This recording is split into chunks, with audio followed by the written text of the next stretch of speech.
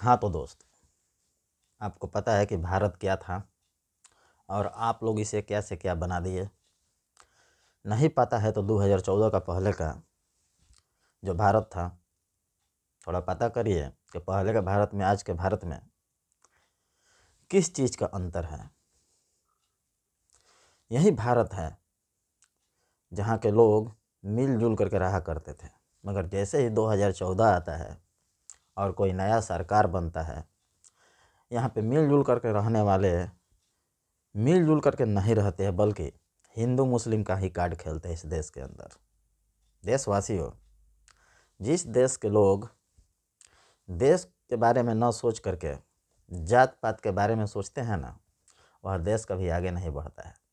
जानते हैं ये बात हम क्यों कह रहे हैं?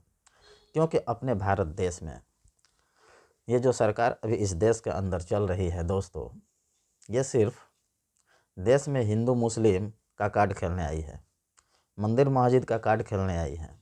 देश आज सबसे निचले पायदान पर खड़ा है, किसके कारण? यही जो सरकार चला रहे हैं उसके कारण। यही लोग जब भी इलेक्शन आता है अपने भाषण में हिंदू मुस्लिम का कार्ड खेलते हैं और इनकी बातों को सुन करके इस देश के लोग हिंदू मुस्लिम का भी कार्ड खेलना स्टार्ट कर देते हैं।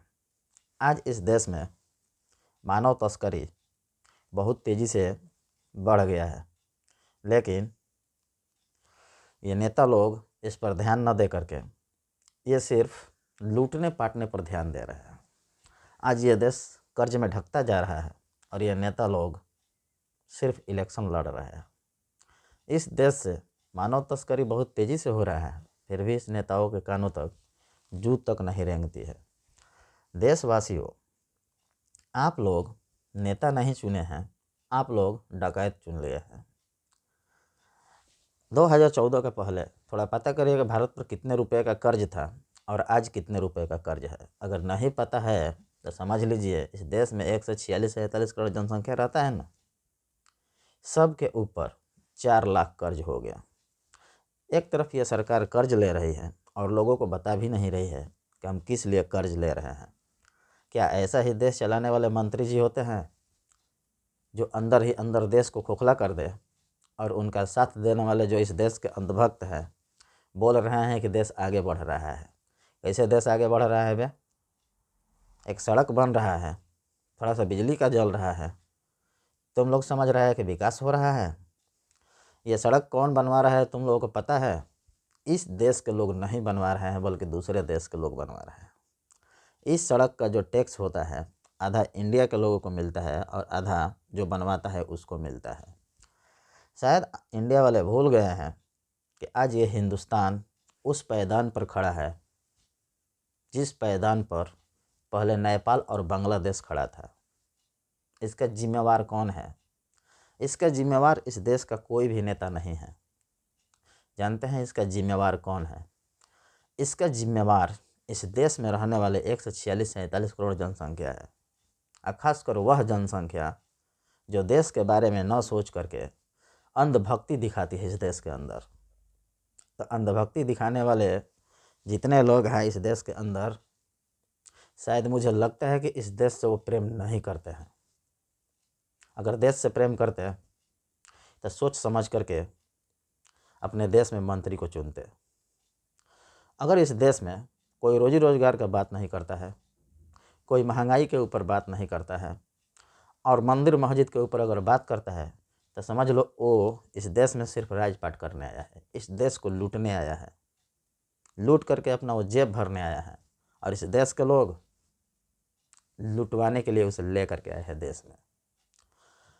मेरे हिसाब से अभी जो सरकार चल रही है इससे बेहतर अंग्रेज ही थे। मैं ये बात इसलिए बोल रहा हूँ क्योंकि जितना जुल्म ये लोग देशवासियों को ऊपर कर रहे हैं, उतना जुल्म तो अंग्रेज भी नहीं किए होंगे। वह अंग्रेज जो सबके सामने भारत को लूटे, और आज का जो अंग्रेज है सबको मूर्ख भी बना रहे हैं और देश को भी लूट रहे हैं। तो बताइए, इसमें गलती देशवासियों का है कि इस देश के नेताओं का है? पूरे देशवासी मिल करके देश को लुटवा रहे हैं, देश को। मैं ये बात इसलिए बोल रहा हूँ इस देश के अंदर 2014 के बाद बहुत ऐसी क्रियाएं हैं जो कि बहुत तेज़ी से हो रही है, मगर इस देश में रहने वाले जितने अंधभक्त हैं उन्हें दिखाई नहीं दे रहा है। उन्हें सिर्फ कौन चाहिए? मोदी जी चाहिए। अबे मूर्ख, तुम्हारे घर में भी बूढ़ा लोग हैं, थोड़ा पता करिए कि बूढ़ा लोगों का दिमाग कितना तेज होता है। जैसे जैसे मनुष्य बूढ़ा होता है उसका दिमाग भी बूढ़ा हो जाता है। और इस देश में नौजवान आदमी को तुम लोग वोट न दे करके, चाहे इस देश का मुख्यमंत्री हो और चाहे इस देश का प्रधानमंत्री हो, सब बूढ़ा लोगों को ही क्यों चुनते हैं आप लोग? इस देश में सबसे अधिक नौजवान लोग रहते हैं, तो ये नौजवान लोग नौजवान आदमी को अगर वोट देते और नौजवान आदमी अगर इस देश में मंत्री बनता तो नौजवानों के बारे में सोचता। मगर इस देश का नौजवान बूढ़े लोगों के साथ मिल करके देश को भी बूढ़ा बना दिया है। मैं यह बात इसलिए बोल रहा हूँ दोस्तों, क्योंकि आज ये देश इतना कर्ज में है कि अगर उसको भरा ना जाए तो दूसरे देश वाले इस पर हावी हो जाएंगे। अगर सरकार को पैसा का ही काम है तो कभी देश के लोग से बोल करके देखती। इस देश में 146 से 47 करोड़ जनसंख्या रहता है। अगर 2-2 रुपये भी देता, 5-5 रुपये भी देता, 10-10 रुपये भी देता, तो दूसरे देश वालों से पैसा लेने की क्या ज़रूरत है? कभी ये सरकार सोची है? देश में अगर पैसा घट रहा है तो दूसरे देश से लेने की क्या ज़रूरत है? कर्ज लेने की क्या ज़रूरत है? इस देश के अंदर हम लोग GST देते हैं, अपने ज़मीन का पट्टा वट्टा कटाते हैं ताकि यह देश अच्छा से चल सके। मगर इस देश पे कोई भी आफत आता है दोस्तों, तो सरकार दूसरे देश से मदद मांगती है। क्यों मांगती है? पहले देश वालों के बीच अपना बात रखिए। देश वाले ही देश को दे सकते हैं। दूसरे देश वाले अगर देंगे तो फिर वो लेंगे कि नहीं लेंगे? ज़रा सोच करके देखिए देशवासियों कि आप लोग किसी से कर्ज लेते हैं तो उसे देना पड़ता है कि नहीं देना पड़ता है। अगर अपने ही घर वालों से अगर कर्ज लिया जाता है तो उसे देंगे, नहीं भी देंगे तो काम चल जाएगा। मगर ये सरकार इतना कर्ज ले करके देश को कर्ज में डुबो दी है कि पूछिए मत। फिर भी आज इस देश में रहने वाले लोग ये बोल रहे हैं कि मोदी है तो मुमकिन है। तो आप लोग ऐसे ही करते रहें और देश को बर्बाद करते रहें। वह टाइम ज़्यादा दिन नहीं है जिस दिन इस देश में कुछ नहीं होगा और आप लोग गृह युद्ध कर देंगे। अब गृह युद्ध का मतलब अगर किसी को समझ में नहीं आ रहा है तो जा कर के पता करें कि गृह युद्ध किसे कहते हैं। आज ये सरकार रूस से सस्ता तेल छोड़ करके अमेरिका से महंगा तेल खरीद रही है, तो देशवासियों क्या कर रहे हो तुम लोग? नींद लग गया है।